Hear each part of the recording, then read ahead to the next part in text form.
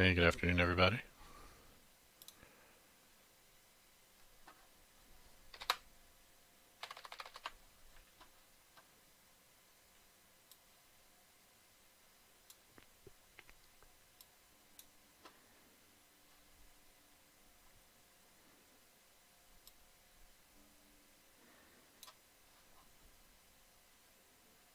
Test, test. Alright, got audio. Got some music to code by. Alright, let's go work on our site.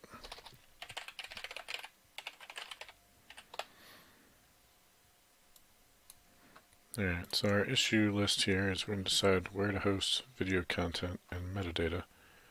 And we're going to do, today we're going to try and do Azure Blob storage from scratch. So I don't have anything set up. I don't even have any sample videos to play with, so I'll have to create some or find some. And we're going to try and set up Blob storage and see if we can upload stuff to it, ideally through my app, but if necessary I can do it through PowerShell or something else, and we'll go from there. Alright, so to get started, I've got some samples that I found online.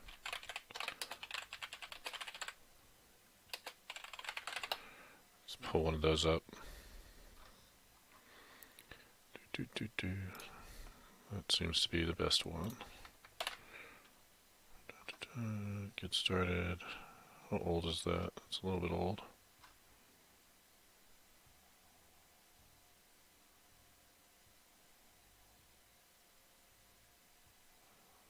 No, I don't want that one. Alright, streaming. Maybe that one.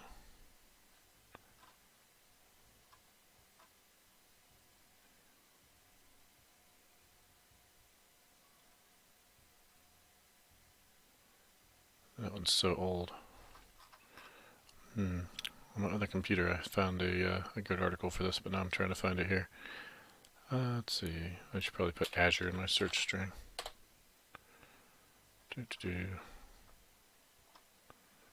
Serving video content from, that one's old. Streaming, old.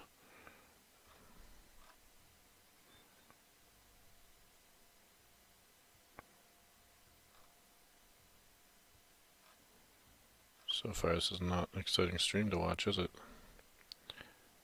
Azure Blob storage with Databricks. I don't think that's what I want. I'll at least pull this over here so you can see what I'm looking for. Who have we got here today? Anybody join yet? Hey there, Codebase Alpha. Welcome. Alright, so like I said, I'm starting from scratch on trying to upload videos into Blob storage. So I need to create a Blob storage account, and I need to be able to upload to it, and I want to be able to stream videos from it. And I see most of these are ancient, from 5-6 years ago. Maybe this one is going to be better. So let's see, if we're using Azure, take a look at media services. I've seen a few links suggesting that, so maybe that is something I want to look at. Alright, so we'll check out media services. What can we do with this? Streaming, that's pretty much what I want. How about some docs? Got any docs?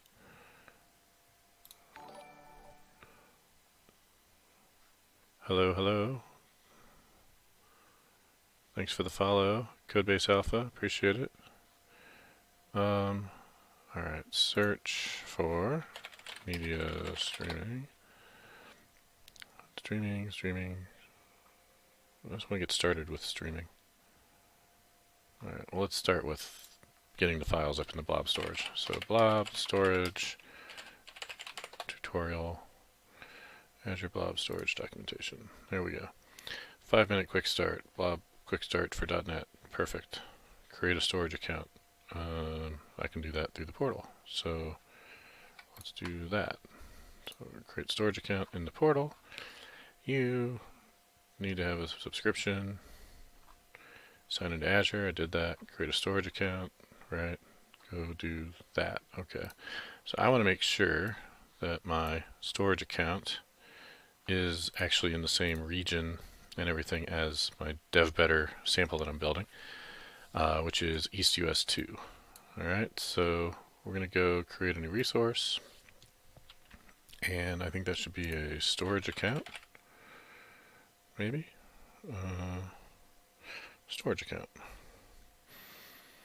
Create storage account on some subscription in some resource group. I should have a dev better to resource group. Storage account name.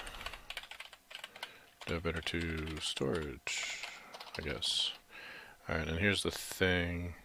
Okay, fine. You'll let me have hyphens other places, but not here. Alright, this is the one you want to not mess up. Make sure your location matches, because otherwise they won't be near each other and they'll span data centers, which is bad. Let's see, count. What are my choices here? I think I just want blob storage, but general purpose provide storage for whatever. Optimizes cost. Well, I don't know. You're not telling me what the costs are. Replication. I don't really need replication. Zone redundant. I guess locally redundant is probably fine. I need it to be hot because I need to be able to access these videos. And I'll take whatever storage type is the cheapest. So where's the pricing on storage accounts? Let's find out. So cloud storage pricing here. I need to get this chat somewhere I can see it because I keep hiding it. There we go. Codebase alpha. Can use static websites from Blob to play the video from. Static websites. Well, my site basically is a static website, but it's actually running in an ASP.NET Core. Can I play the video? I could create with Blob storage an HTML5 player that would just read the file from stream and just play it.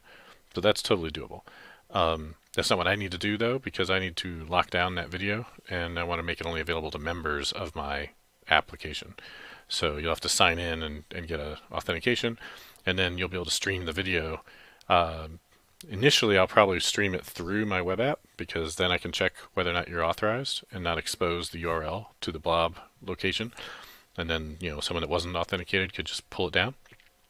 But I'm going to use what's called a valet key pattern that I talked about last week briefly, where I should be able to provide you with a key that then is a one-time use key or a short-term use key that you can present to Azure Blob Storage and get access to that file to stream it directly. And then it doesn't have to go through my site. So Azure offers a range of solutions for storage. Of course it does. It wouldn't be Azure if there weren't 17 different decisions to make on everything. So we have locally redundant storage for at least over a given year in one data center.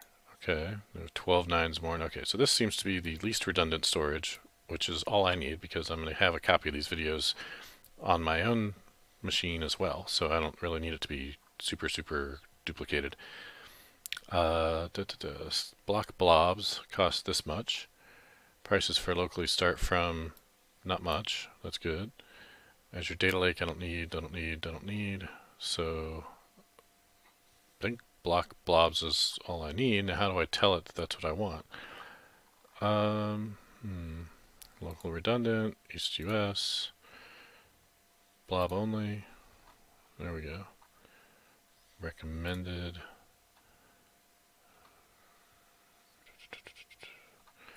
Data storage prices. Premium. I don't want premium. So 1.8 cents per gig for that. Or if I say blob only, it's the same, 1.8 cents. Alright, I don't know if this is going to matter. Specialized storing blobs. General purpose accounts can be used for other stuff. How the prices change? No. Same. Okay. How's the pricing? That's what I want to know. Pricing for blob are identical, except for writes. An early gen cool Blob storage accounts charge for cool data writes, but not charge for that, but not for that. Okay. You know what? I'm just going to be flexible then, because it doesn't sound like the pricing is all that different. So let's go back over here, and I'm going to take storage v2 general purpose is fine. Performance of standard should be fine, because all I need to do is stream these videos occasionally. They don't need to be super fast. Once they get started, they'll stream just fine. Okay, so let's go to advanced. I don't expect to change anything here, except I might need this. Enhances the security of your storage account by only allowing requests by secure connection. You must connect with HTTPS. Any request using HTTP will be rejected. Using Azure File Service. Okay, so if I want to be able to directly stream these in a way that will allow folks to have some security on this, I probably need this, and it's on by default, so we'll keep that. Allow access from all networks. That's fine. Don't care about that. Don't care about that. All right, so tags I don't need. Let's create my storage solution. Validation passed. Yay. All right. So we're going to create this Azure storage account, and then we're going to try and start working with it from my application. Initially, we'll just try and work with it from my application locally. All right. So my deployment is underway. I have some IDs. I'm going to need some way to communicate with this. So let's find some C#, Azure Blob storage sample, and there's a quick start. How to create a blob, download the sample. Figure connection string.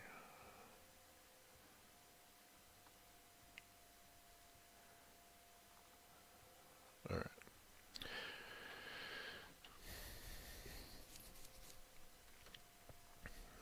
Okay, so I need this code to be able to communicate with the account and create a container and set permissions. A sample is going to do that for me.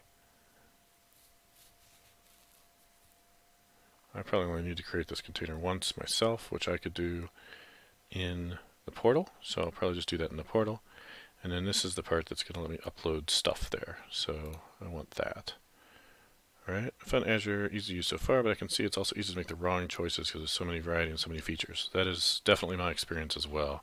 It's just, it's easy to get into analysis paralysis with Azure because there's so many ways to do things. And it's been around for a while now, so they have a lot of legacy ways to have done things that a lot of times are fine to keep doing, but other times maybe not. So, alright, so this looks like all the code I'm going to need. So I'm going to pull this over to the side. No, I could just stay here. Let's see. Let's start with this connection string stuff. Alright, so I need to be able to upload stuff to this. You know, let's find a sample that actually shows me how to do that. So, upload to Blob storage ASP.NET Core. Let's do that all together in one place, because that is really what I want. And so this says create the thing, create the account, show me the code, let's go there. Alright. And then he's going to walk through it, but I could just jump to it. So let's go here. And I know this guy, I follow him on Twitter. Shahid Chaudhary, I'm sure I'm probably not pronouncing it right. So let's take a look at his code. Alright, I'm going to use Octotree to be able to navigate around here. And Octotree is a free Chrome extension you can get that gives you this kind of tree view into GitHub repos, which is really handy. Alright, so his home controller has an upload files route where he's going to take a list of form files and do this. So I'm going to want essentially the same thing for my app. So let's go run my app. As a live coding streamer myself, it's a real boon, and you don't need to, for Azure, yeah, that is true. And I've got a MSDN subscription that includes a $150 credit, so I can do little things with Azure month to month, and it doesn't, as long as it doesn't exceed that credit, it doesn't actually have to cost me anything. Alright, so I'm going to log in with the admin account that I've been using. Alright, and then there's my videos, and I can create a new video here. And for now, these just specify some random URL that eventually will be that that that blob location, I think, but I need a way to actually just upload a video too. And that can probably be a separate thing, right? Maybe there could be a different button here that says upload a video or something like that.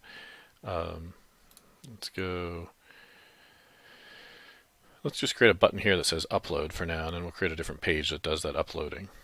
Or even it could just be a direct, well, not if it's a post. Let's see. We'll create a different page for it.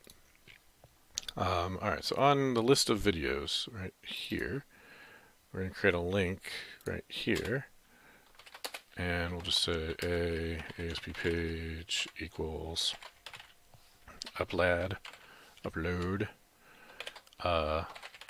upload file, right? Cool. And now I need an upload page, so we'll just do that right here. We'll add a new Razor page, and we'll call it Razor page right there. Add, let's maybe give it a name. How about upload? And that should be fine. So we'll add that. Alright, now we're going to go out to GitHub again, and we're going to steal this code here. And we need his view, because his view is going to be our page. So MVC and Razor pages are basically the same, but I want his index view because I want this form. So I'm going to steal this form. Copy that. Come back here, go to my upload page, and drop this form on there. And this is going to say all these things here, which I don't want. I really just want this to say ASP page equals upload. And then we don't need an action. It's going to figure it out, I think. The handler is going to be post, but it's going to be a post, so it's going to know. Alright. So then on the back side here, it's got an on get, which I don't need to do anything with, but it also needs an on post. And in the on post, I'm going to take the controller action from here and just drop it in there. So it's going to need that list of files, list of form file files. Throw that there. And then we want this. And we're going to want that as well. Alright, so let's copy that. We can probably start off by just verifying that I can upload to disk and make sure that works. Alright, so let's try and get this working. We need that. And we don't need views. What should we do? I guess we should return.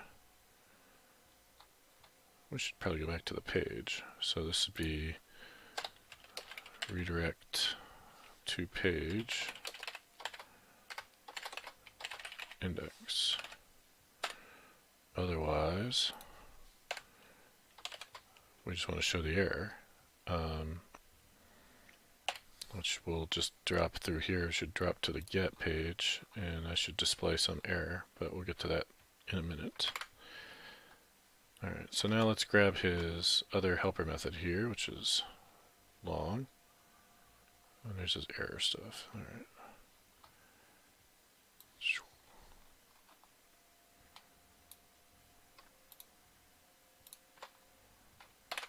I might have too many curly brackets. And not enough curly brackets here, it looks like. Or am I good? I think I'm good. I just don't like that this doesn't have them. That's what I need. There we go. Now they look right. And then that's my method. That's my other method. And I'm going to need some Azure stuff for this, right? Yeah. So what NuGet package are you using, my friend? So we're just going to go out to his csproj file, and we're going to find out that he's using this Windows Azure.storage package, 932, and I'll just edit my thing to do the same for now. Now eventually I'm going to want to put this into an infrastructure package that knows how to do this stuff, because that's how I roll. But I'm going to put this in here directly just for now, and then put in some using statements.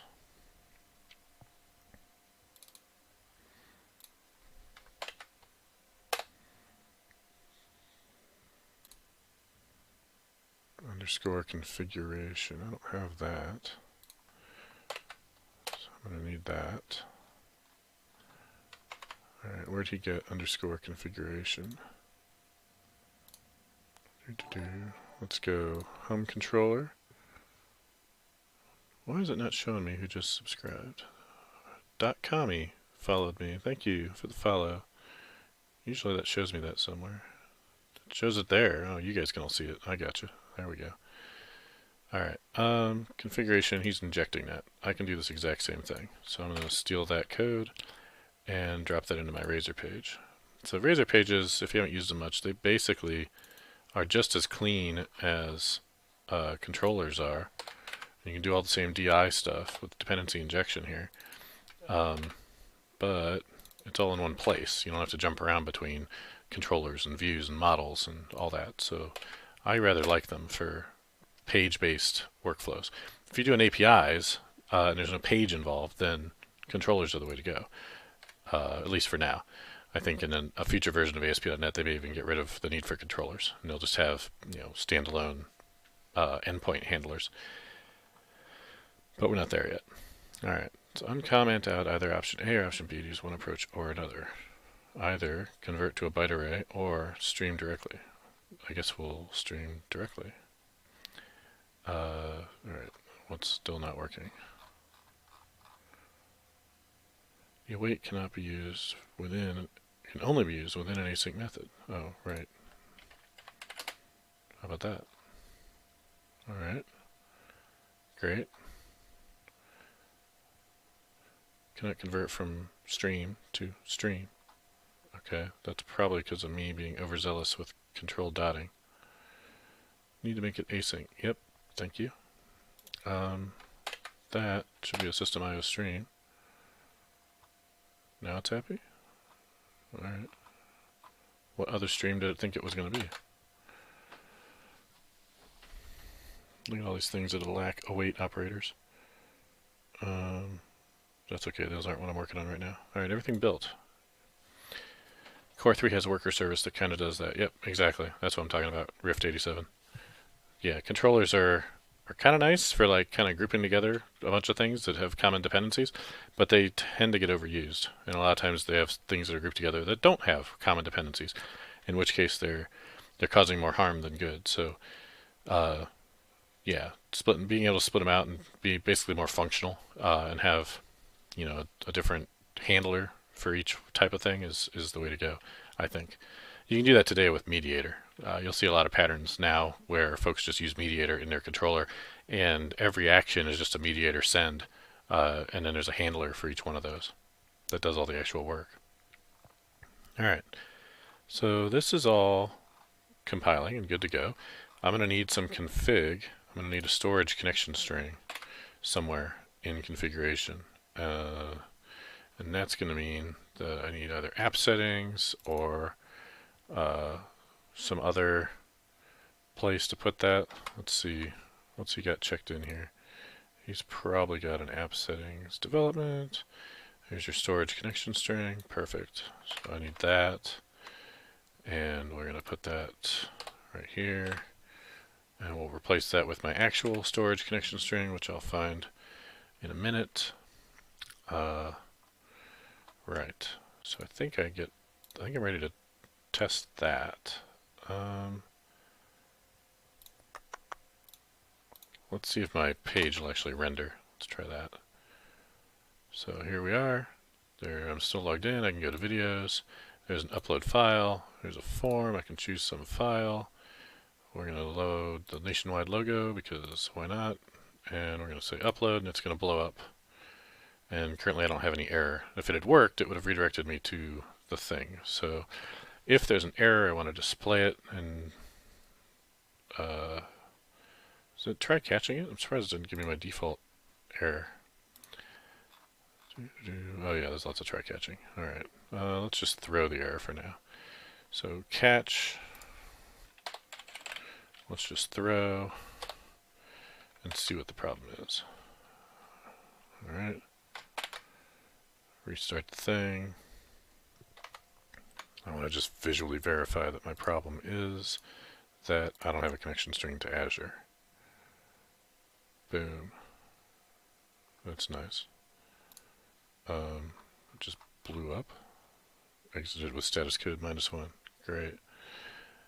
That's not quite what I was expecting, but alright.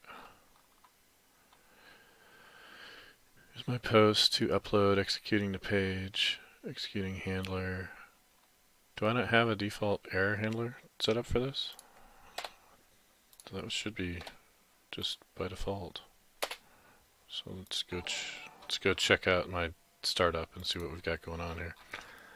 So I would expect to have this developer exception page going if I'm running in a development environment, which I am. Right here I'm in dev mode.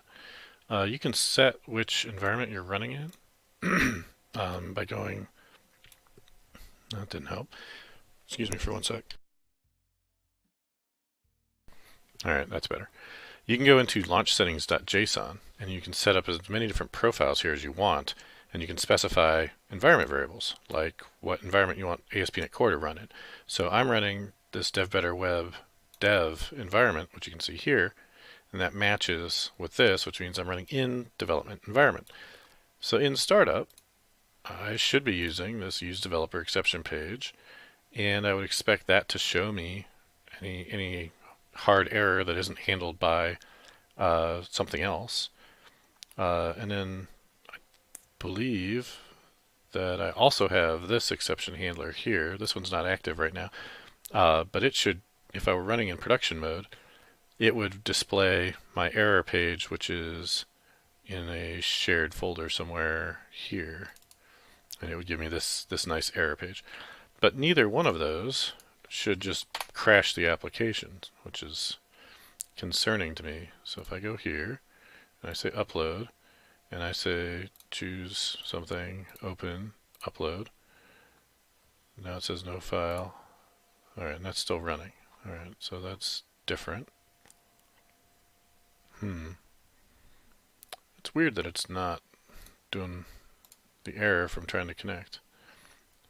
I didn't look at this code super closely, but it is going to actually try and talk to Azure at some point, right? So it's going to try and read that connection string. That should work. Let's just debug it. I'm slow to debug. I like to not use the debugger if I can avoid it. But this is a good opportunity to do it. Alright, so we're going to come in here, go to videos, I'm going to upload the file, we're going to choose some file, say open, say upload. Bam, we get here, and let's step over that, and we get replace connection string, right, because I haven't done that yet. And we should try and parse it, and then we just return false, because there's no error, because try parse is failing. I gotcha. So the very first thing we do was this try parse, which checks to see if our connection string even looks like a valid connection string. And if it doesn't, then it just gives us the false, and that's why we're just falling through. That makes sense. So I need to give it a connection string. At the end of the day, that's what we need. So we're going to go back out to my storage account, and it's going to have somewhere a connection string. This resource here, maybe? And blobs, that's my service I want, right? Settings, access keys, I think that's what I want. And yeah, it's not supposed to show all this right now though, so I'm gonna have to regenerate those real quick since this is all being live streamed, so y'all don't steal my keys. So we will go over here and go over here and switch to this you can't see things, and then we'll hit regenerate, yes, and regenerate, yes, and then we'll take my connection string right there and we'll copy it, and we'll go over to my app settings and we'll paste it. Yay. Okay, and then this would normally just be in an environment variable otherwise, but then we can come back to the scene where you can see everything again. And let's run it again now with an actual connection string and see how we do. So we're back in here, we go to videos, we upload the file, choose the file, that's that one, and we will open it and upload. and I get nothing. So it sounds like, oh, I never created the container. That's what I didn't do now. Alright, so in here, alright, so what's this doing? Create a container called upload blob. Create cloud blob client. Get that, access to it. Alright, let's do the debug thing again. So I think we should get to here.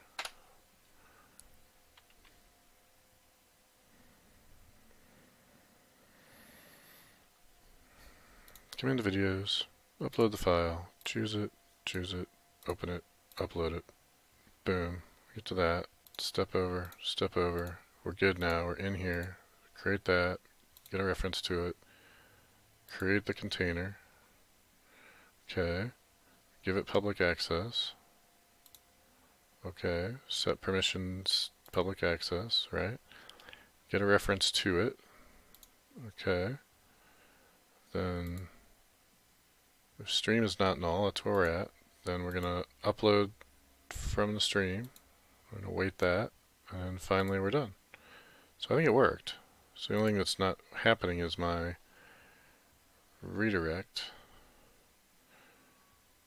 Can't access a closed. So when it tries to dispose it, it has an error. Okay, but I think it actually worked. So I'm not sure why I'm getting this object disposed. I'm not trying to access it here, am I? We'll find out. Alright, so let's do that again and come back out to Azure, and let's see if we can view what's in here. There we go. Alright, so back to where you can see it.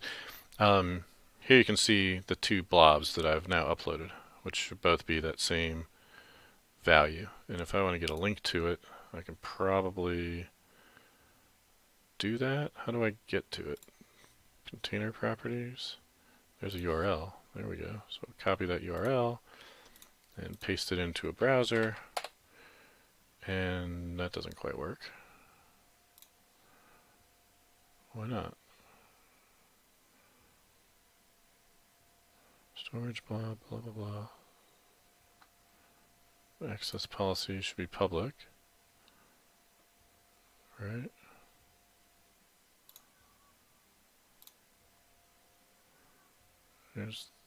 There's no blobs found. No, it's there. It's right there.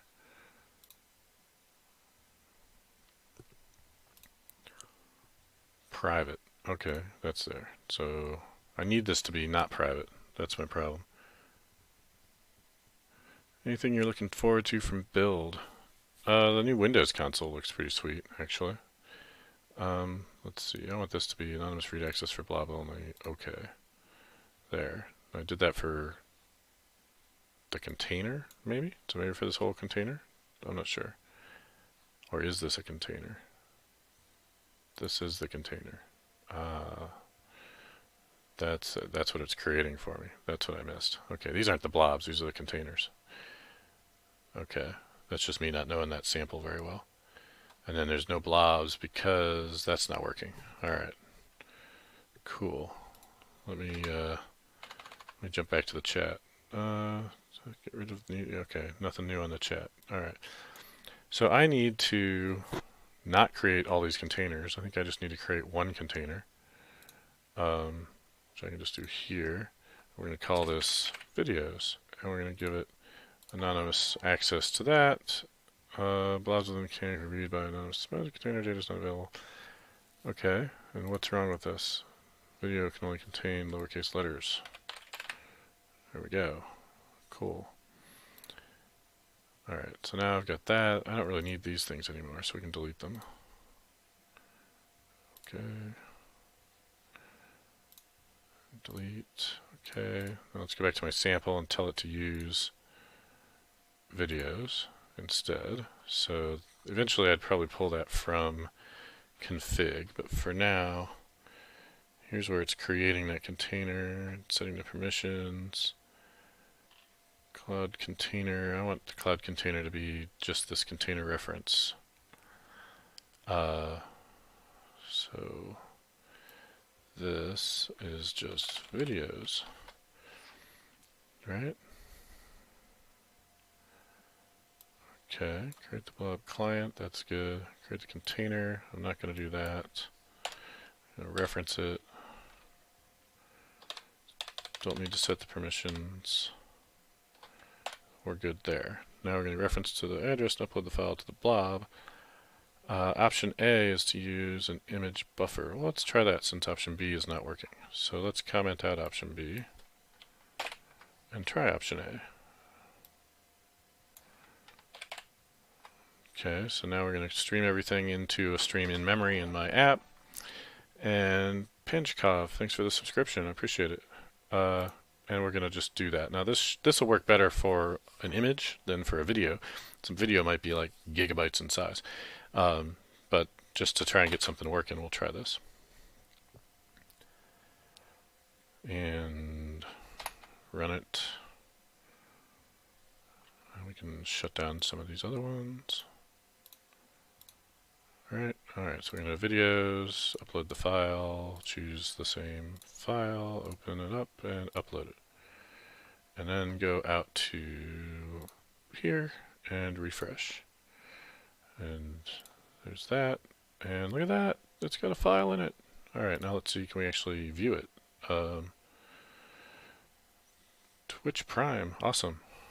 I need to use Twitch Prime for some subscriptions. Apparently, if you have Amazon Prime, which I have, you get like Twitch Prime subscriptions, so that is cool. Alright, so how do I get a link to this? I just want to view it in the browser. I guess properties was how I did that last time. And then I can copy that, and then I can paste it up here, and we should see a logo. Apparently it's just going to download, but it seems to be the same file, so okay. Nice. Alright. Now eventually I want that to be locked down because I'm going to restrict access to it. And maybe it's easier if we do all of this with just simple images before we try and do it with videos, to see if I can authenticate that. Alright.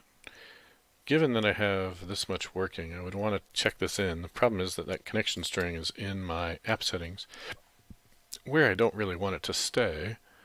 I probably want to have an app settings.developer that maybe is in my git ignore file. That would probably be a good idea. So let me see. I have app settings. I don't have app settings.developer. Let me do that. So I'm going to hide this thing away from you for another moment. And we're going to go create a new... is it going to let me do that? I guess I just have to add a file. There should be a way to add another thing to the app settings from it directly. I should be able to right click on that and do it, but it's not letting me. So, okay, we're going to go here, we're going to say add, new item, app settings,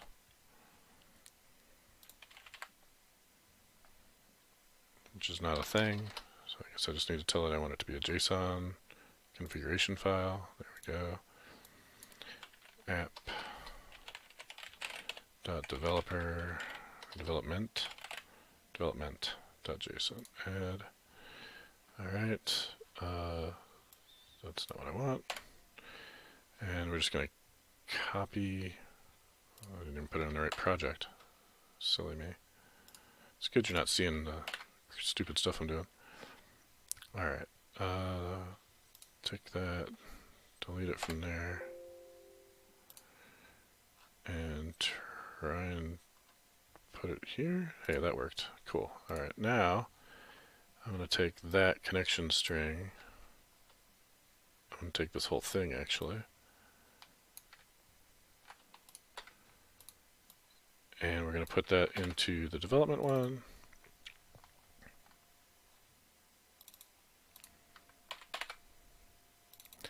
The goal at the moment is to be able to do a commit. Alright, and because I've got stuff working, so I want to do a commit. And probably switch branches while I'm at it, but I don't want to commit this storage connection string because that's a real thing that I really don't want other people to get off of my GitHub because it's public. Even if it weren't, it's a bad idea to put your credentials in there. So that is good to go now. So I want to go to my git ignore file, which is in the file system.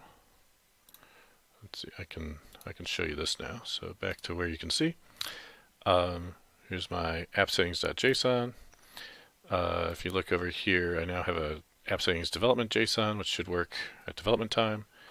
And we need to do a git branch, and we need to do a git checkout. So that's not going to help me, but I can do this here, and we'll go here, and we'll go up there. Perfect. And here's my git ignore file. Let's do a git checkout -b Azure upload. Cool. And we'll do a git. Oh, we don't want to do an add yet. Let's go ahead and edit the git ignore file, which I can do easier from code because it's not part of my solution.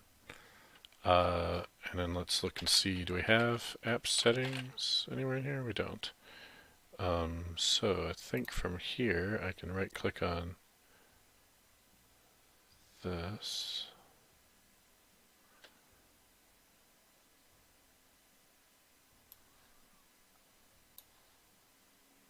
I'm afraid it's going to show it to you here in a sec. Alright, we're going to add file to git ignore. Perfect. Alright. And now I can check all these things in. Would you like to automatically stay? Yes. The CS proj and the upload stuff? Yes. Adding Azure file upload functionality. Bam. And then we can push my changes up. Yes. Alright. So that's done. And if we look at the bottom of this, there's my app settings development JSON not getting added. So good. Now in production, what I'm going to do is I'm going to take that setting, and I'm probably not going to put it in a JSON file at all. I'm just going to put it into the Azure settings for that web app. Alright. Okay, so now we've done a commit. We've shown that we can upload files. Let's see if we can get option B working. And the other thing we're going to have to do is verify if we can overwrite things. So let's try the overwriting. If it's going to blow up, it should throw.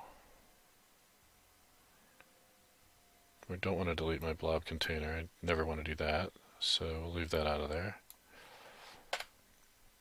Else false, that's fine. Why is it not doing this redirect to page though? Is this thing not returning a success? Where's the return true option? So if one of these things is not null, this is not null, we'll do that. Otherwise that's not null, we'll do that. We should be getting to this return true. And that return true should be getting us to this redirect to page. So I'm going to breakpoint that and see why we're not getting there. I think it's because the stream was blowing up here, but this one shouldn't be. And I do want to check and see that I can overwrite files. Because if I tell you to upload, I don't care if it's already there. Alright, so let's do another test. I'm going to try and upload the same file again, using the same process again. And we're going to see if it blows up, because it's going to say the file already exists. Which I think there's about a 90% chance of. But the question is whether or not we'll even see the error. Yeah, I'm debugging. Why am I not hitting my breakpoints?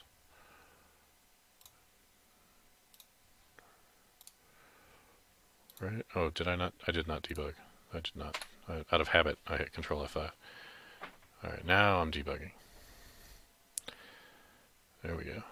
I know how to use my tools. Alright, so then we do this, and this, and this, and that, and upload. Alright, we're going to hit this. We're going to just keep on going.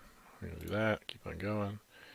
Redirect to page index. That should work. Why is that not working? Okay, so we did get success. And what I'm expecting it to do is redirect to the home page of, I guess, of that section. Maybe that's my problem, is I didn't specify the section. So continue, and here we are. We are in that route. We're not an index. Alright. So razor pages redirect to another page. That's what I want. Razor handle action results. How to redirect a razor page with no routes. Fine. I want to say redirect to page, right? And it should look like that slash whatever page. Do I need to put a slash on it? Check out this page. URLs have to have those. Or slash index. Yeah, that's what I thought. File name mention. Okay, I'm telling it. Oh, I didn't tell it slash index. I just told it index. That's probably my problem. Alright, let's try this. Slash. Yeah, that's why I don't debug. Okay, so we're going to fix this by putting a slash on that. The cool thing is that it actually did the upload without yelling at us that it couldn't do it.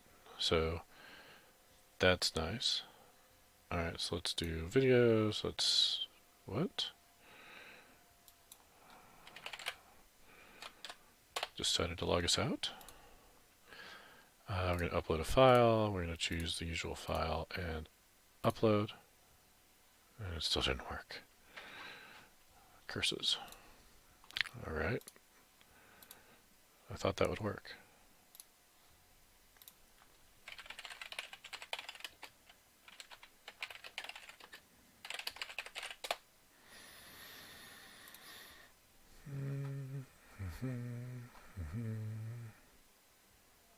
Why is the slash necessary? Okay.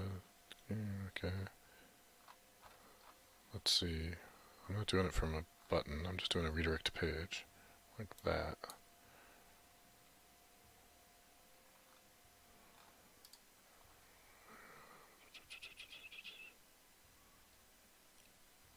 Do I have to do a return? That's what I'm missing. I think I'm missing the return. I forgot this is a returned item. That's a newbie error. I've used this before, but not recently. Alright, so I think that's my issue. Hey, Tengius, return. I think you're missing a return. Thank you. Got there just at the same time. Alright, now that return is not happy, because it's a void. A return must be followed by an object expression. Alright. I need this to be an async task. Do. Go away. Go away. Did you intend to return task of T? No. Does that have to be a task of action result now? Perhaps? I guess. Alright, fine. Not all paths return. Otherwise, return on get.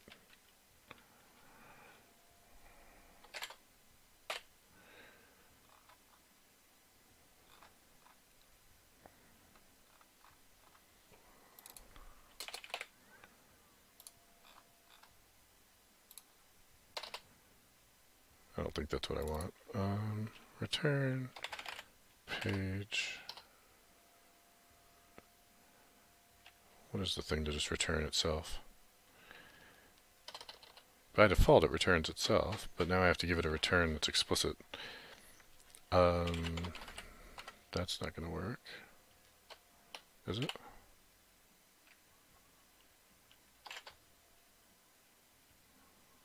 No. I think it's that. I think that's it. Alright. And then this one says not all things return. Yeah, well, you should be async. And I think just that. I want to say. So that doesn't work.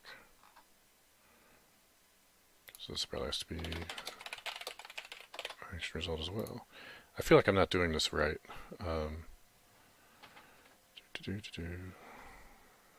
Pretty sure I'm not doing this right. Let's see. Razor pages on post return on get. How about that? Handler method action results. redirect. Yeah, that's what I probably want as a redirect. Should I redirect to myself? Redirect to page, index, return page. Okay. Action result. Right, so I was on the right track saying that. So if it's not valid, return the page. Otherwise, redirect somewhere else. Okay. So I think that's all I want. I just don't want the onGet. That's my problem. So this can stay the way it was. It doesn't need to be async. So it's just a void onGet with no return. And here, that's what I was doing. All right. So I had it. I just screwed it up myself. Okay, so where we stand now is I want to see this redirect work. And that redirect, I'm hoping, is going to go to my root index page, which, or no, that shouldn't be my root index page. It should be archived videos. So it's probably help if I gave it a valid archived videos /index. How about that? Alright, let's try this one more time. Things that trip us up. Alright, so videos, upload, choose the thing, there it is, open that, upload it. Look at that, we're on the index page. Woohoo! Yes! I'm a god. Alright. And we should be able to do that as many times as we want. Boom, open, upload. Okay, now the thing to check over here in our videos thing is that we're not getting a bunch of these with some variation, right? We're not. So we just keep replacing the same one at 12:53, which is now. So that's good. That's all working perfectly the way I want. Cool. Now let's see if we can get it to work with the streaming. So let's go here and let's do git status, git add dot, git commit -m, got redirect after upload working, git push. Cool. Okay. Now let's try and get it working with streaming. So I don't need some of these breakpoints anymore. We're going to come up here and recomment out option A and then get option B back. And this was giving us errors before, saying something about accessing a stream once it was closed. That's probably because it was disposed at some point. Here and then here maybe. So maybe I do want the try catch in case that stream exception happens. But let's see how it does without debugging just for now. Alright, so we're doing the same exact thing, but now we're doing a streaming of the video instead of putting it all in memory first. So it's going to stream directly right now, and it worked. Okay, so whatever issue I ran into, I happened to do that while I was debugging, so possibly my debugging had something to do with it. Alright, so now let's try something bigger. So let me see if I can find a video somewhere that I can stream up there. Let's see.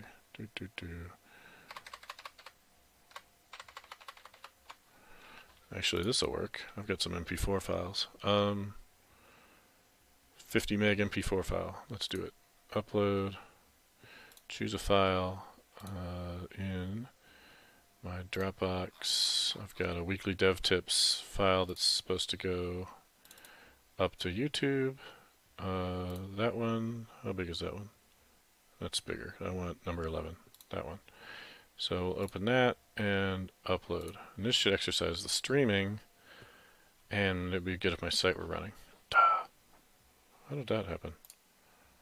Oh, my site crashed. Alright. Okay. Bad request. Request body is too large.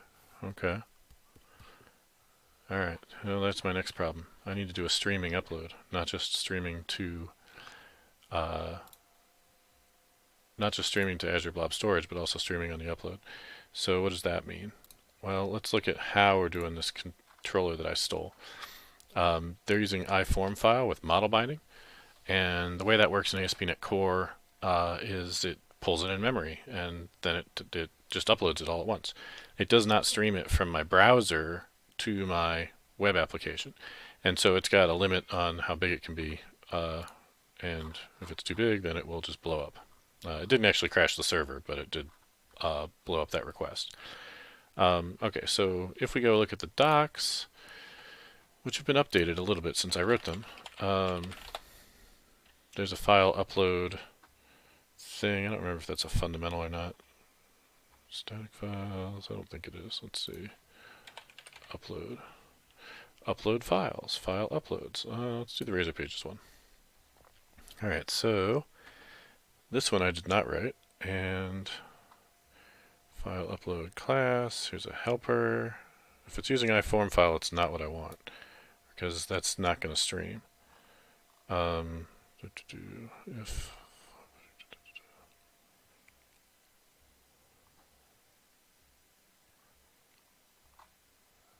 save to disk,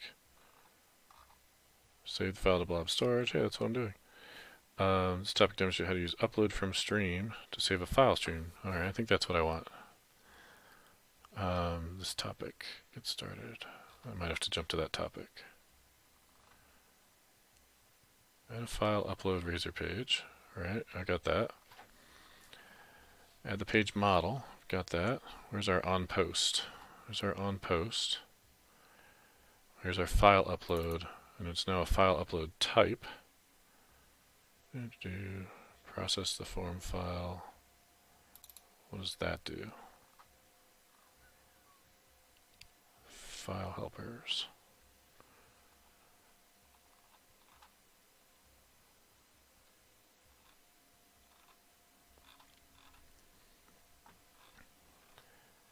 I think I might need to just go to his sample, because this doesn't seem to have what I want all in one place. Let's go to the other file upload one, because I can do either one, and that's the one I'm more familiar with. So if we do upload files here, there should have been one, large files with streaming, right? Is this the one I wrote? Yes. So we do the upload files with streaming, and what do we need to do? Demonstrates using JavaScript or Angular to stream. Can I just do it from an HTML? Not sure I'll be able to post it from an HTML form. I might have to use JavaScript to do this.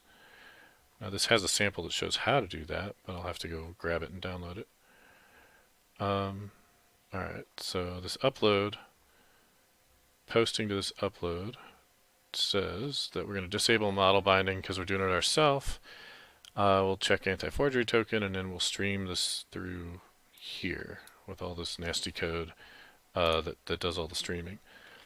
And I think I need all this because I'm trying to upload a large file. DevManNL, thank you for the follow. Alright, so let's see if we can get this sample working. It's been a long time since I wrote it.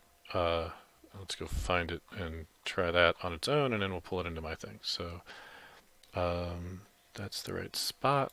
Let's pull this over here, and file upload sample. Okay, now GitHub, as far as I know, still has no way to let you just pull out this one little folder, right, as its own zip file. I'd really like it if they had that feature. Somebody on chat tell me that they've added that feature while I was not paying attention. No, nobody? Okay. So I'm pretty sure that I need to grab this whole repo and then go find that one file. I already have that repo, probably. So here's docs. I think that's it. So PowerShell in docs, if I do a Git Pull, there's no way that's up to date. Alright. There's no way. Oh, I'm probably on the wrong branch. No, I'm on master. There's no way I'm up to date. Origin.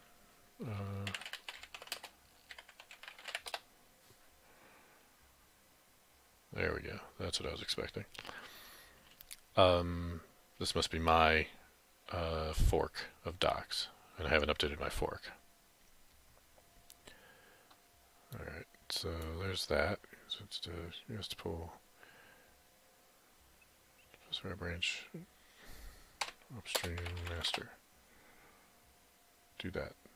Meanwhile, I need to merge that in. So let's see, update fork from upstream. Syncing your fork. That's too hard. Syncing.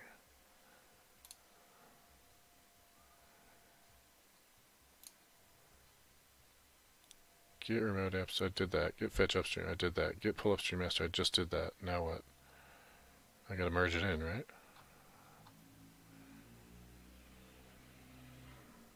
Maybe I don't need to merge it in. Maybe I'm good to go. Eventually. Alright, so there it finally just pulled all the stuff in. So let's do a code here.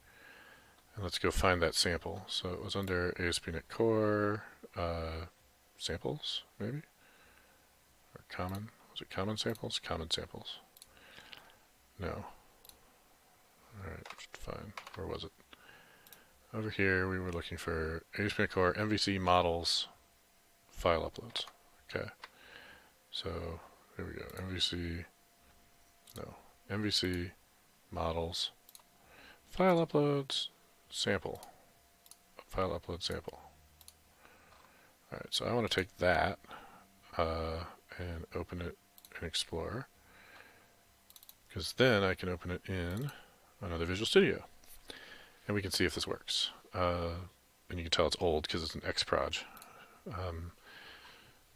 Alright, let's see what are the odds this thing's going to work on 2.2 when it's written for 0.9 or something crazy. File upload, reload,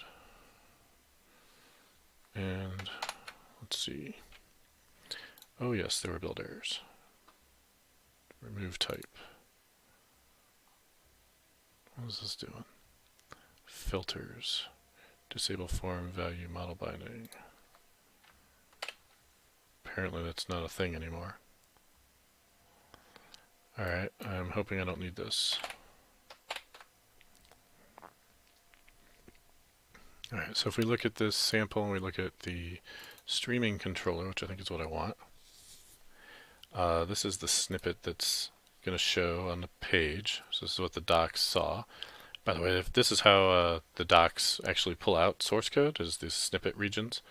That's how the doc knows where to pull the sample code that it displays. So if I update the sample and I do a pull request back to the docs, it'll actually update the text inside that doc.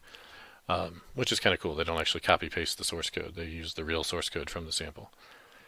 Alright, so this has using that filter that I just crippled by getting rid of whatever it was doing here. So I don't know if that's going to be a problem or not. Probably it is. We'll have to see. Alright, but I want to see what does the client for this look like. It's probably using like AngularJS 1.0 or something, because it's been a few years. So I'll do the streaming upload sample. And hey, Codebase Alpha. Yeah, I'm trying to get streaming working from my browser to the ASP.NET Core server. Alright, so we're going to choose a file. We'll choose this big file again. We'll open it and put in some data here. I'm old.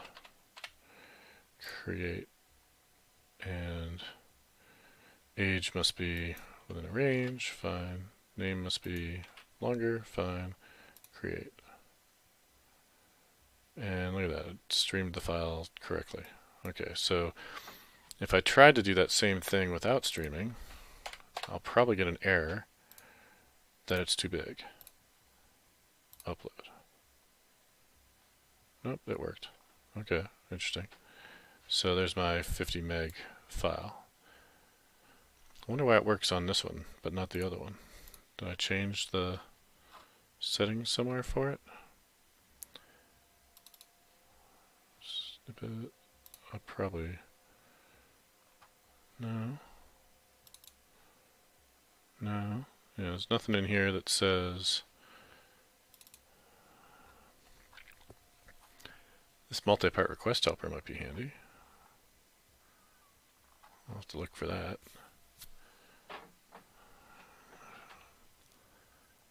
Alright, so this all works. My sample from like however many years ago still works, which is good. So I need this code to do my streaming upload before I do it to Azure. And what I'd like to do is get a stream. Well, I'm curious which one of these I'm going into also. So am I in here or am I in here? So let's just debug it and find out.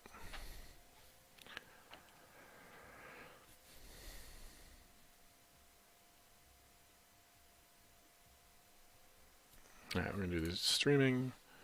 I have to do so long. Choose a big file and do it. Alright, so we're in this multi-part request handler, the second one. Get the encoding, do the stream reader. Now the interesting thing about this is that I'm actually uploading not just the file in this sample, but I'm actually uploading form data and a file. So the form data is the name and the age and those other fields, and then I'm grabbing off the stream of the file separately. And so that's what all this is doing. So it's going to get the encoding, and it's going to create the stream reader here. It's going to have a buffer size of 1024, so it's grabbing 1K at a time as it streams it up. And this is just going to do a read to end and then do whatever it's going to do with it. So I think I want to take my stream reader here and somehow pass that to the Azure Blob storage thing, so I can just kind of have it flow through and stream up to Azure. Let's see, if value is undefined, we're going to set it to empty, append. I'm not sure what this is doing. I don't remember what this form accumulator was for. Key value accumulator. What is that thing? Is that something I'm injecting into it, or does that get defined?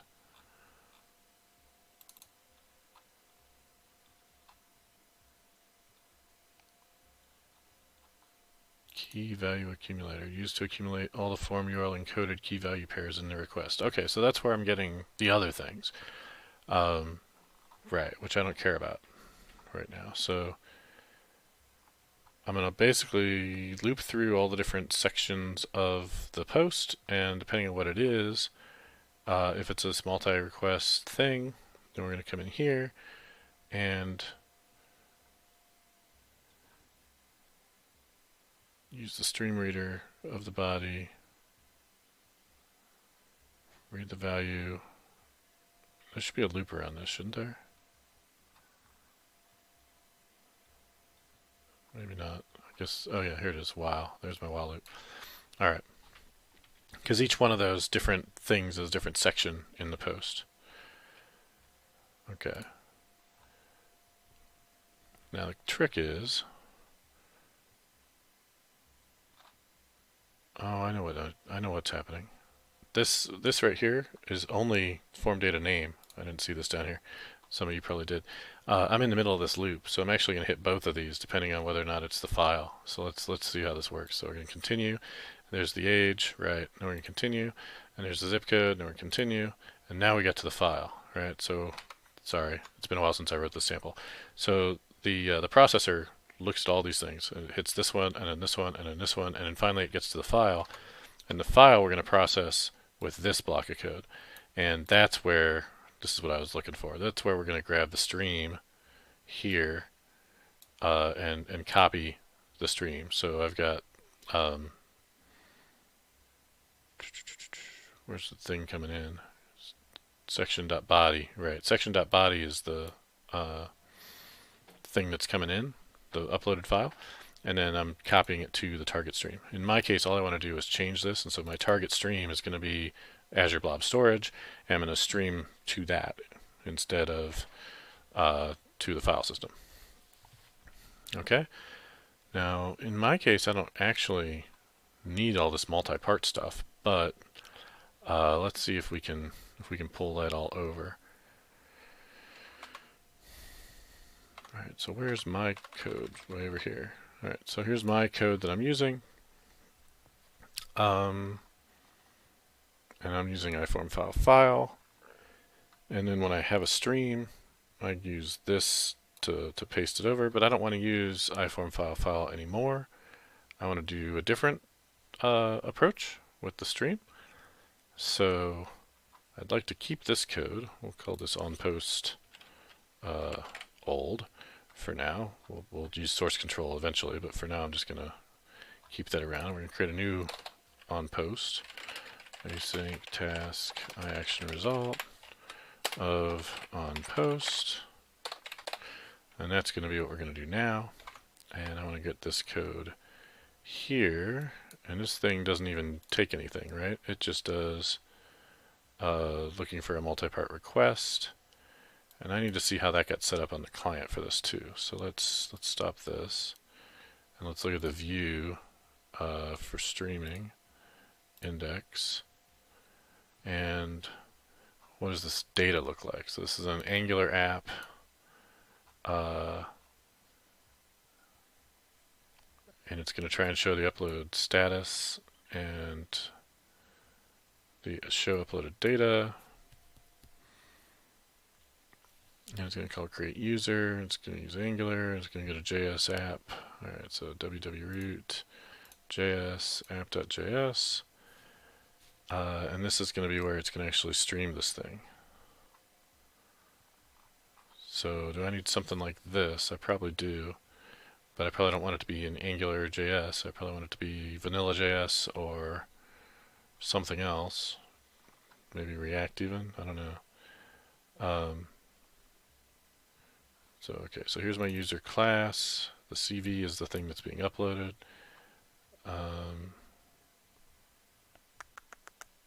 That's not doing an upload. This is my, well, let's go back. Let's go back here. So when I click the button, create user gets called. Create user, did I not double click on it? Must not have. Create user is where?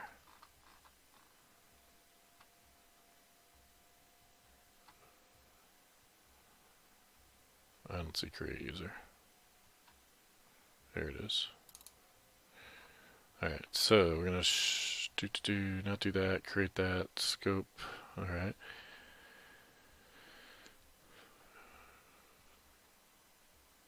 Okay, all this does is call create user, and then if it's good, show that, and if it's bad, show that. Alright, so user service dot create user. User service is right here, and its create user says create me some form data, and then do a post with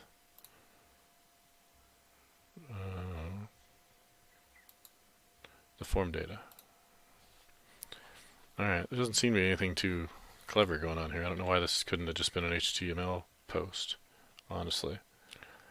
But I know there was a reason why I had to do it this way at the time, and I couldn't just do an HTML multi-part. So I think I need this code. I just don't know if I want to take it as is or if I want to find a more modern equivalent. Let's see. Vanilla JS stream upload file. Uploading and downloading files. Multiple file uploads. How can I upload files async?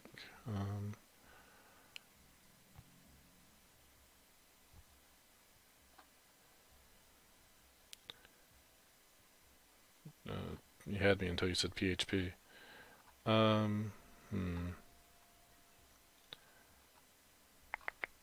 Let's try that. File upload. Function upload that. Alright. Some websites allow you to upload a file. This is done with the input. Yada yada yada. Form data object is used. Yes. Okay. You can also do a put.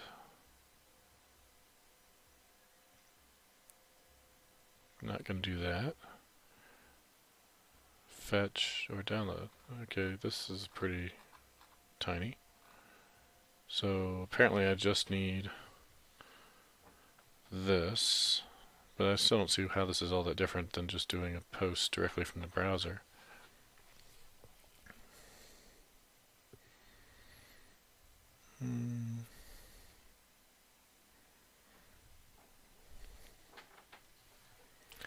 Maybe it is. We'll find out. Alright, this front end stuff is not my forte. I'm more comfortable on the back end. But we'll see if we can get this working. So I need something on the client side that's going to be a little different, and then something on the server side that's going to handle it a little bit differently. So my server side stuff, let's look at that first. Here's my controller. Probably still need to do the disabling of model binding, but if I don't take anything in, it should just ignore it anyway. I can get to request.content type. I'm expecting it to be that type. So let's start with that. Alright. Return a bad request. Right? Yeah. So Blazor is going to be nice for us guys, right? Codebase alpha, because then we can just do C# code on both sides. I don't have that helper. I need to go steal that helper. Multi-part request helper over here. Where did I put it?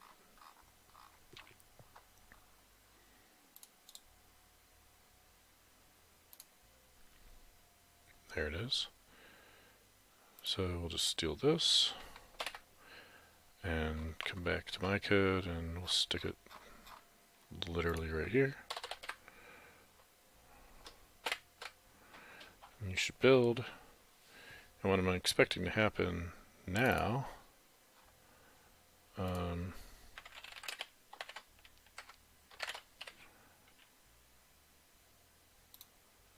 expecting it to just fail because I don't think it's going to be a multi-part content type. And I need to pull in some more namespaces.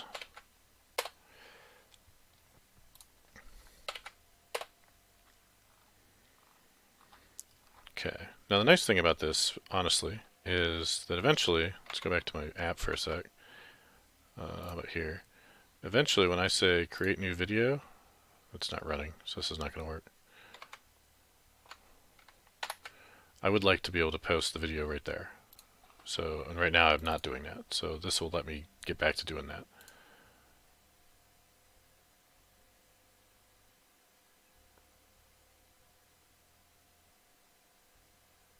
Okay. Media type header value is an ambiguous reference between MicrosoftNet and SystemNet. Alright, interesting. In the other app, it definitely wanted it to be MicrosoftNet.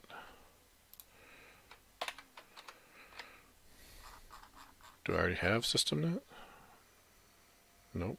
So I just didn't know which one to use.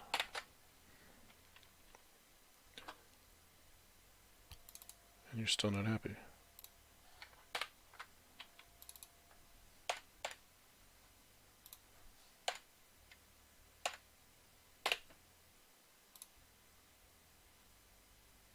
How about that?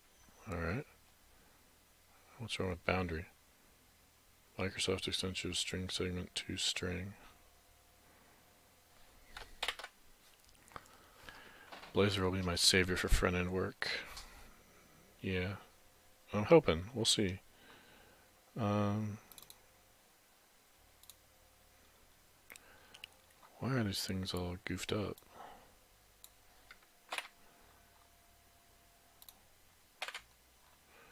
Did I accidentally pull in a bad namespace? I told it to bring that in. Oh, it's also got that.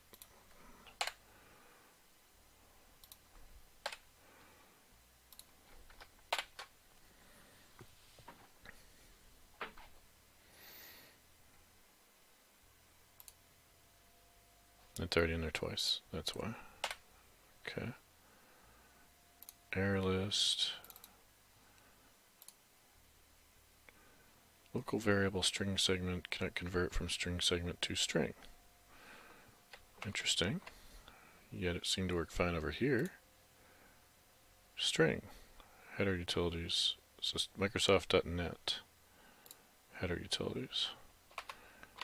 And mine is Microsoft.net. Alright. Interesting. String remove quotes. String segment remove quotes. Must be different versions. Alright, so if I grab a string segment, maybe it's got a string value. That should do it. I shouldn't have to do is null or white space on it. I should just be able to say if boundary.hasValue, right? How about that? Return boundary dot value.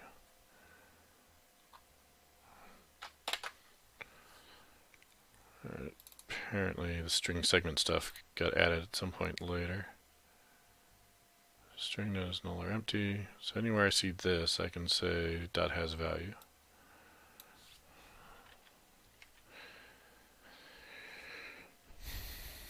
Alright, so string that is null or empty file name means has value should be false. So it should be not file name dot has value, I think. And same for this one. Not file name star dot has value. Okay, and then this one's not string, so this becomes yes, you have a value. And this one's also not, so that becomes yes. Dot has value. Somebody should really update these docs to use modern framework, don't you think?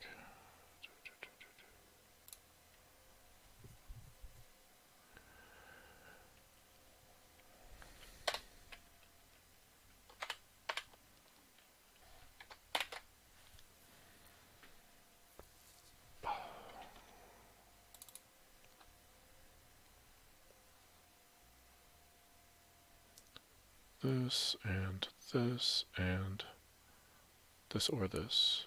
That needs to go. That needs to go. Now we're happy.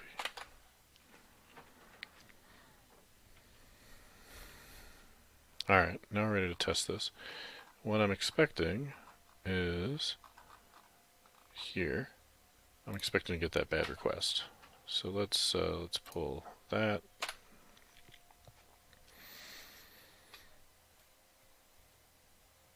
If I don't get that bad request, that's good news. That means I can just use an HTML form to do my upload.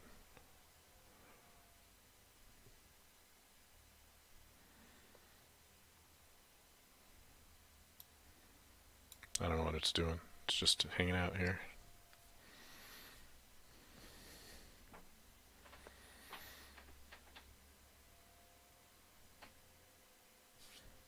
Okay. What are you doing, .NET?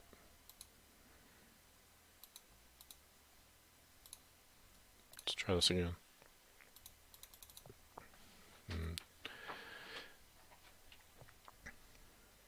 Alright, one more time. What did I break that's broken the whole thing? Alright, there we go.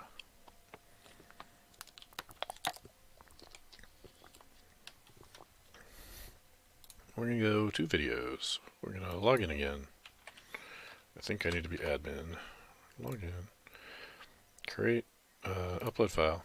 Choose a file. Choose a big file. Say open. And upload and hit our breakpoint.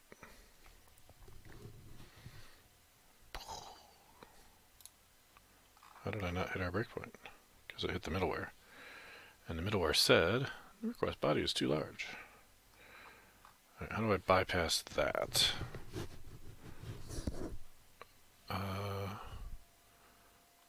What middleware is it hitting?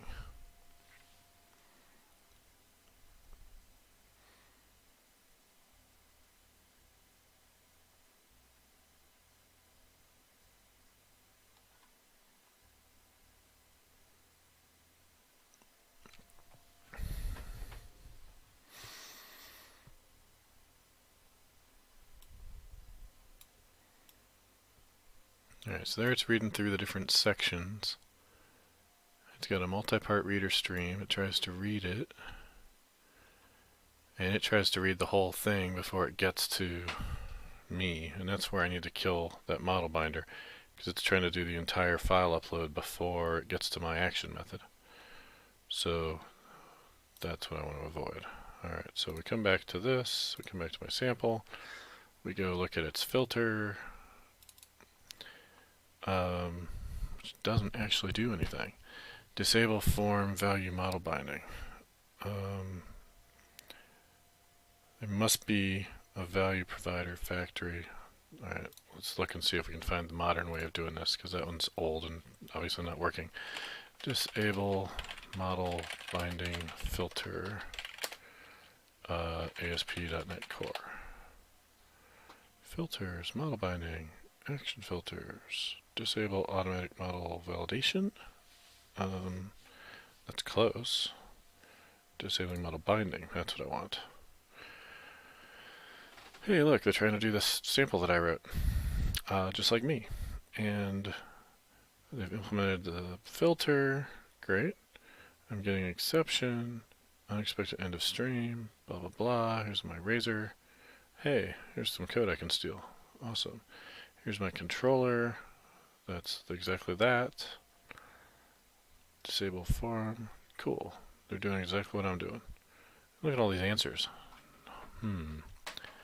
Well, first we'll upvote this, because that would be good to know. Let's see if somebody answered in a comment.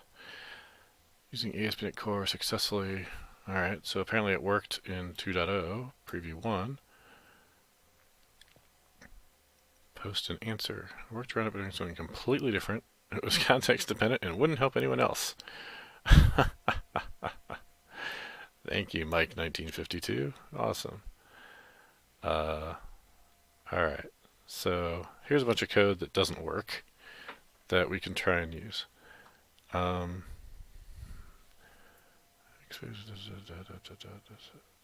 Disable form value model. Okay, so I still think I want to disable the form value thing. So let me get this filter.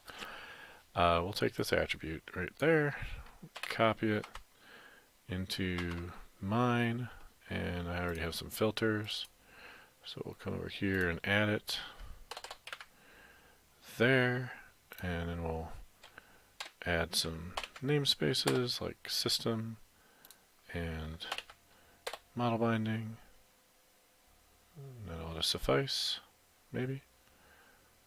Why are you still red?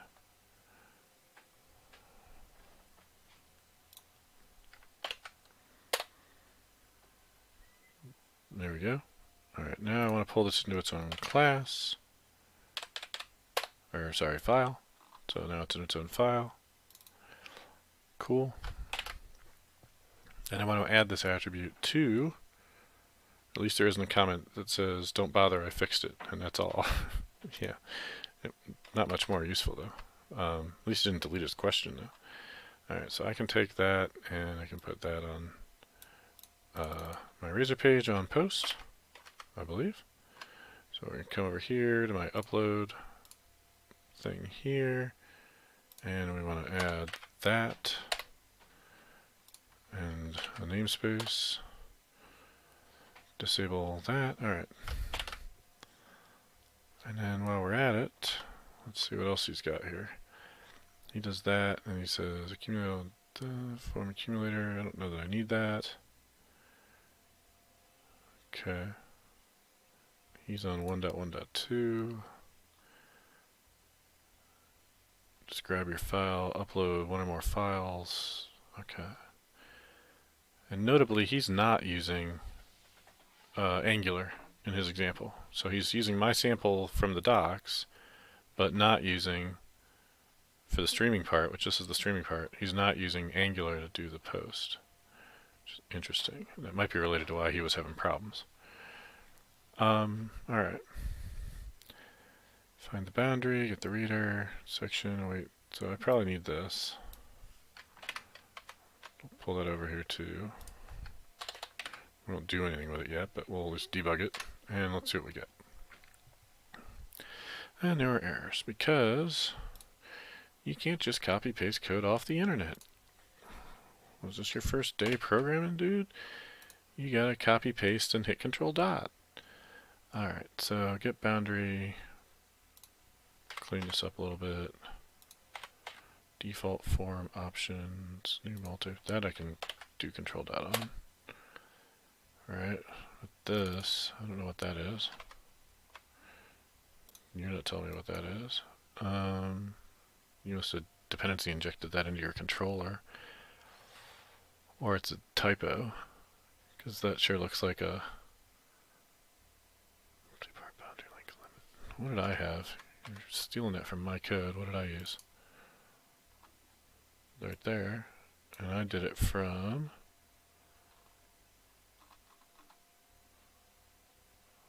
this. I just newed it up. Default phone, use them as a default. Okay. That's a goofy way to do it. Why don't I just new it up where I need it? What was I thinking? I think it might be a good reason not to just new it up, but I'm just going to new it up. Then I don't need the field.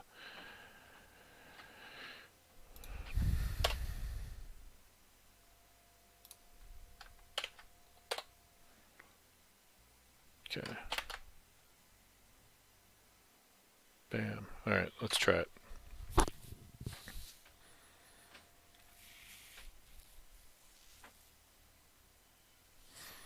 Okay, so we're still in admin, we're going to videos, we're going to upload the file, we're going to choose some big file, we're going to open it and upload it. And what do we get? Still going to tell me it's too big? Still going to tell me it's too big. Alright, so how do I bypass that? Let's just Google for upload large file to ASP.NET Core. What's my error say? Request body too large. Request body too large. And you're going to tell me 30 meg, increase upper request length, upload. I want to stream it. I don't want you to get it all at once. Right? So there's that, there's that, there's that. Seeds the content length, right? Request is too long, right? Request limit, let it be big, sure. That's good for IIS or IIS Express. But for Kestrel, I could do that.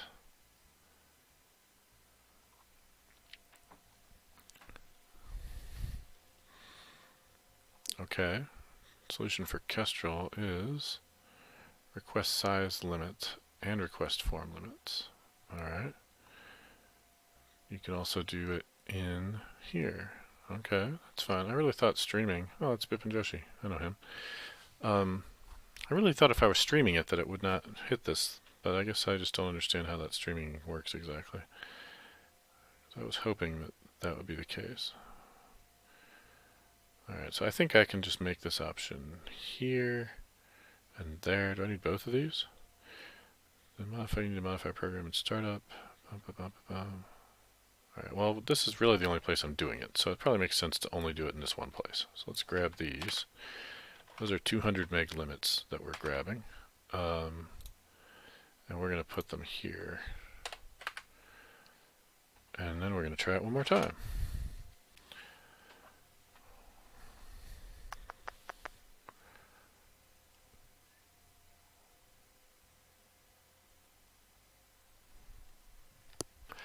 Eventually, when this actually is done and working, I'm going to want to be able to upload 1 hour screencasts, essentially. And those have a length of, let's see,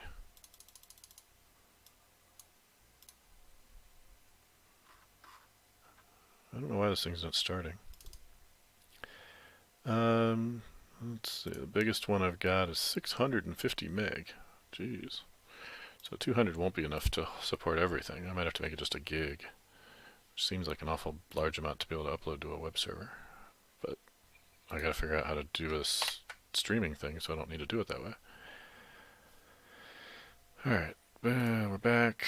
We're gonna upload this thing one more time. Upload. Boom. Fail.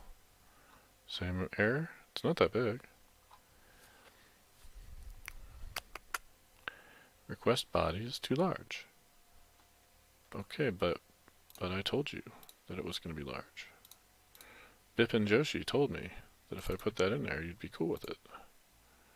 Because that's 200 meg.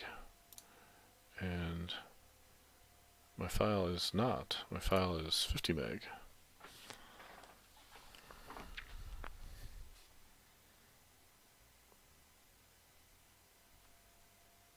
Alright, that's not even doing anything. So we'll get rid of that. Bippin, you're letting me down. Don't want that. That didn't work. That's still maybe useful. That didn't work. Took care of that. Took care of that. Did that. Don't need that or that. Let's clean up some of these things. We got past that. Alright. So, large file upload still not working. Kestrel, ASP.NET Core, allow large file upload.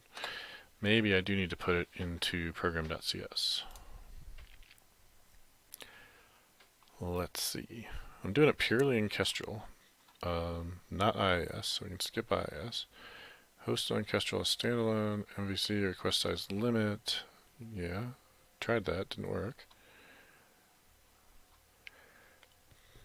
Use Kestrel with this. Alright, this applies to any request for the entire app. Setting it to null disables the limit.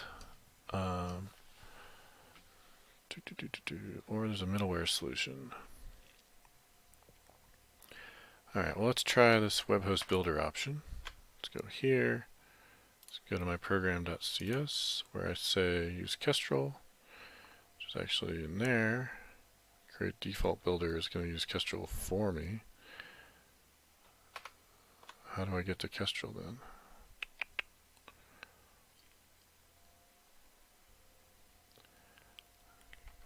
Oh, there it is. Create default builder and then just add use Kestrel. Fine.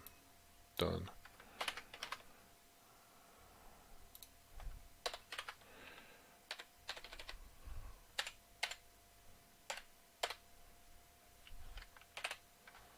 No. Still no.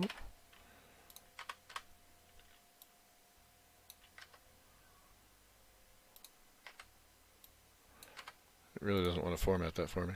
Alright, so that's 50 meg. Do the underscore things that they added for bits and hex, do those work here too? I think they do. So let's make that 500 meg. How about that?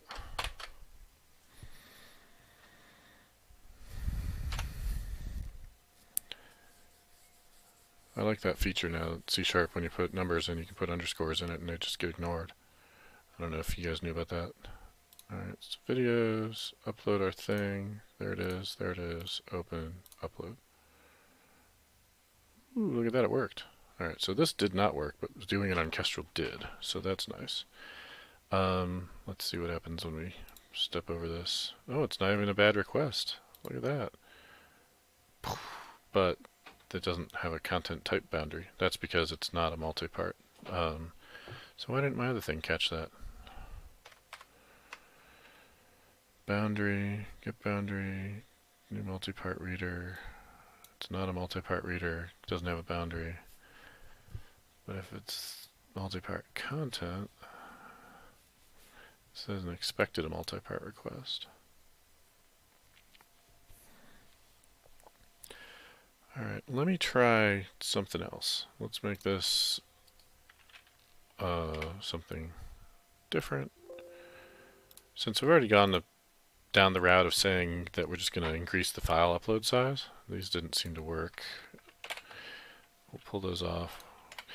I'm just going to model bind them to iForm file and let it be some massive file, right? So let's copy these. Let's paste them here just in case they were doing something. Alright, so we know this worked. And let's go not have magic strings all over the place. So I already got a constants.cs.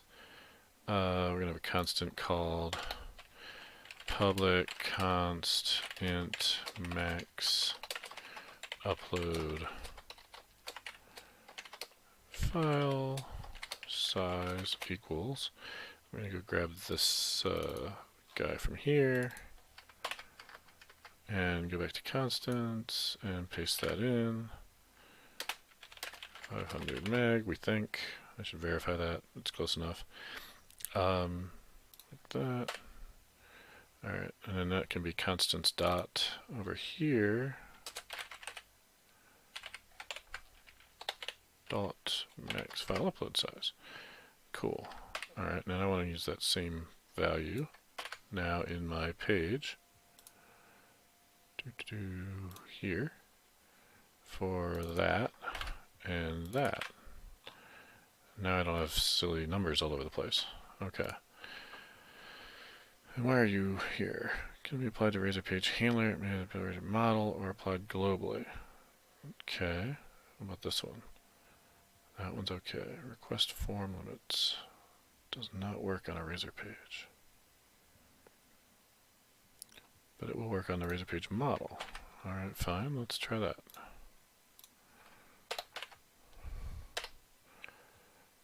Okay. So we're switching back to using this one and its use of iForm file files, and we are going to do the streaming with it, and we'll try it with the big file. And 500 meg limit should be enough, so let's see what happens. If this works the first time, what's going to happen is it should just post this big file to Azure, in which case we're done and just declare victory. So videos, upload, choose my big file, there's my video, say open, upload. You saw it down here, it was uploading. And if it works, it should redirect to the index page, which it did. Look at that. And if we go back to Azure now, in here, refresh, there's a video. Look at that, 49 meg. How big can we go? Let's go try a really big file. So let's stop this. And like I said, the biggest one I've got is 650 meg. So let's make this a little bit bigger and see what happens. Let's chew through my Azure credits, as it were. Let's say my limit is 1.5, 1500 meg. Close enough. I'm sure the base 2 is not quite exact, but let's do that. Okay, and let's try it. This will take a little longer. Let's look at our task manager, performance, open resource monitor. We're going to watch the network here in a moment. Because although my app is running locally, Azure is not. So we're going to say a video, we're going to upload a file, choose a file, we're going to go to here, and let's grab this file there, and we'll open it, and we'll upload it. And then let's see what's going on here. So our network upload, outbound, is going to be pretty big here. I have a fiber connection, so it should be fairly fast. It's not going to take all day to do this upload, but we'll see if, you know, if ASP.NET Core runs out of memory or anything like that. But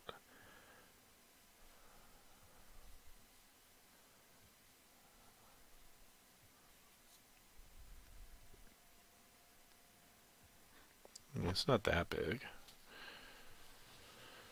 60 megabit per second. That's pretty fast.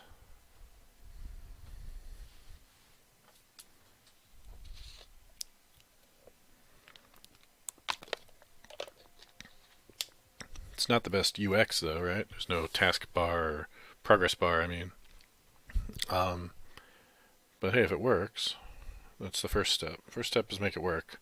Some future step is make it pretty.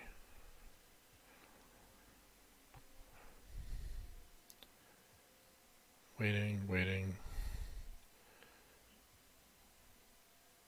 I haven't had to deal with timeouts in ASP or ASP.NET for forever, but I would start to worry about it at some point here. What do we got? Shanselman's here. What? Hey, Scott. How's it going? We're trying to upload a huge file to Azure. I'm not sure Azure can handle it. All right.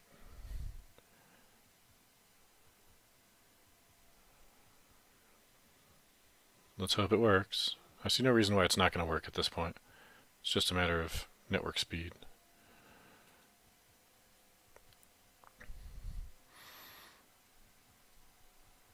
Bam. Alright, that means it worked. That's pretty cool. So we come back out here, we're looking at Azure, refresh, and look at that. Here's my big video file, 600 meg. So that's cool. I did not have to configure some crazy streaming method to upload that in some chunked fashion. If I had, I'd have a much better user experience, right? Like you saw, that page is just kind of hanging there while it's doing the upload. And it's not telling me anything. But the only person that's going to do that in this sample application that I'm building is me. So I don't need it to have a perfectly beautiful user experience. No, I did not break Azure. It ended up working fine. All right, so then if I want to, the only thing I would change at this point, which will be my next step, but I won't have time for it today, I'm sure, in the stream, is in my create new thing here, where I specify these other things for a video, right? I'm going to want to also do the upload right here. And so what that's going to do is it's going to parse these things out and then do the upload all as one post instead of this being a separate thing. And that's going to look an awful lot like what we saw here in this sample. In fact, I'm going to use this exact code, and this is from the docs, where if you do the streaming upload sample and you specify, you know, whoever, and we choose whatever file, like, I don't know, I had some other file I was doing, but we'll say open and create, right? Then it's going to do all these things at once with one post, right? Instead of me having to upload the video file separately. All right. I think we're at a good spot for me to do another commit while we're at it. So let's go over here. What have we modified? Constants, upload. Okay, good. We made Kestrel accept a 1.5 gig limit on its uploads, which is nice. So we're going to add all these things. We're going to add a commit message of got large file uploads to Azure working. And we'll do a push. And then we'll wrap this up with a pull request to myself to get this into master. So to do that, I'm just going to jump back to here. Go to pull request. It's going to helpfully say, hey, you've got this branch that you pushed. Do you want to make a pull request? I'm going to say yes. Do that. And I know what it is, so I don't need a lot of comments. And it's going to do a build. So it's waiting for the build. So I've got an Azure pipeline set up for this that I showed on a previous stream, and it took like, I don't know, 10 minutes. It was super easy to set up. But while I'm waiting on that check, there it is, it's queued up. When that's done, then I'll be able to merge this in. Or if I, as an administrator, I could still merge it. But I'm going to wait for my check. And you can see the status of the build here with this Azure pipeline shield that I've got here. And if you click on that, anyone on the internet can come out here and see what the status is of this build. So you can see what it's doing. We can come out to builds. The last one was a week ago. This one is started right now with my pull request. And it's going to kick off this build, and we could watch it, you know, as it's doing its thing. Right now it's restoring everything. So it takes a few minutes to go through all this. I don't have a dedicated build agent. It's a free service because this is an open source project. But if you were using this for your own enterprise, you could have dedicated build agents that would run a little bit faster because it wouldn't have to restore everything every time. Alright, so as soon as that's done, I'm going to merge that pull request in, and then that'll be that. So like I say, my next step is to integrate. Let's go look at my code here for a sec. I want to integrate the upload page that I created here as a separate standalone that took just the file upload. I want to take this and I'm going to put it on the create Razor page where I create everything else about this video, right? And so this form that was just a straight method equals post, nothing else to it, is going to get changed to be this multi-part form data form. And that's going to allow me to specify both form data and that uploaded file in the same post. And so then when I do that post, I'm going to loop through the different pieces using the code from the docs sample that's right here. And that looks like this. I'm going to find the section boundaries between the different parts of that form post. I'm going to loop through until I find a null section. And then for each section, it's either going to be a file, in which case I'm going to do this work here to grab the file, or it's going to just be data, right? It's going to be key value pair data. And if it's a key value, I'm going to use this code here to pull out those key value pairs into something like, this form accumulator that I have. And then I'll store the data that I need in the database from here, and I'll store the file into Azure Blob Storage from here. All right, and I'll probably show all of that on next week's stream if I don't get the itch to get it done before that. But either way, it'll end up in the public GitHub repo for DevBetterWeb. All right, so let's see if my thing is finished. Scott, are you still there? Are you doing much streaming yourself yet? This seems like something that you'd be a shoe-in for. You'd have lots more people following you than I have. All right, so here's my my pull request has this little green check next to it. That means the build passed. So if you're not using this integration yet, it's nice to have. You get the visualization right here in GitHub to show you. Yeah, got it. All right, so now I can squash and merge this. Confirm squash and merge. Codebase Alpha, you're welcome. Thanks for the telling me that it was fun. It's hard to make coding fun, I know, and actually get stuff done. Right? I could just try and be entertaining, but then I probably wouldn't get any work done. HSMIT H Smiths. Is that a Smith? Are you another Smith? Thank you for the follow. I appreciate it. All right, so now that I've done this pull request, I can delete that branch. I don't need it anymore. And back on my local here, remember I'm still on that branch. So now I want to switch over to master and then do a Git Pull. And now I'm good to go, right? So now I'm ready to do my next feature with another branch and another pull request. All right, anybody have any questions? I don't want to get started on something else big because I've got like 5 minutes left, but I'd be happy to answer any questions that you might have in the chat real quick.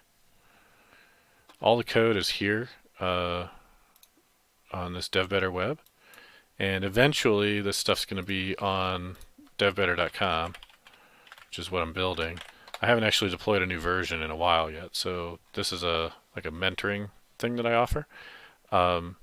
And so the feature that I'm building is the recordings of the mentoring sessions are accessible to all the members, but they need to be locked down to just members only. So that's what I'm working for, or working toward. Codebase Alpha. How long ago did you do the pipeline stuff? I need to check that out. It's all on the YouTube.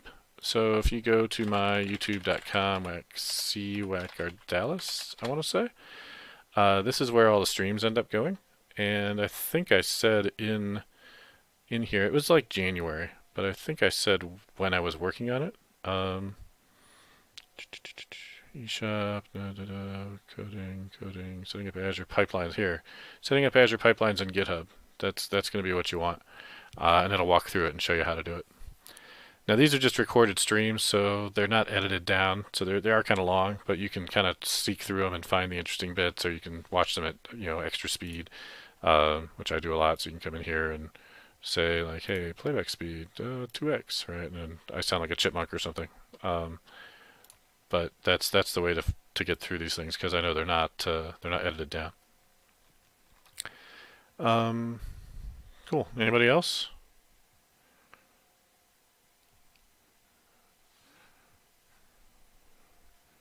I see Frank's here. You just lurking, Frank? And Hanselman's not speaking to me. All right, let's see who's on that we can jump to. Hopefully somebody that's not about to quit. That's usually what happens. Is I raid somebody and then they're like doing the same schedule as me. Like usually Ed Charbonneau I think has the same schedule I have. So let's see. Twitch.tv tells me, I usually end up going to Clarkio. Let's chat about build. Alright, we can do that. So we'll send you on over to Clarkio. He's a fun character if you don't know him. And we'll see what he's got to say. I'll hop over there as well for a little bit. We'll talk about some of the stuff that happened at build. Alright, so if you're not following me, if this was helpful for you, hit the follow button. I appreciate it. And in about 5 seconds, we're going to hop over to Clarkio and see what he's working on today and maybe chat about what was announced this week at build. So thanks, and I'll see you all next week.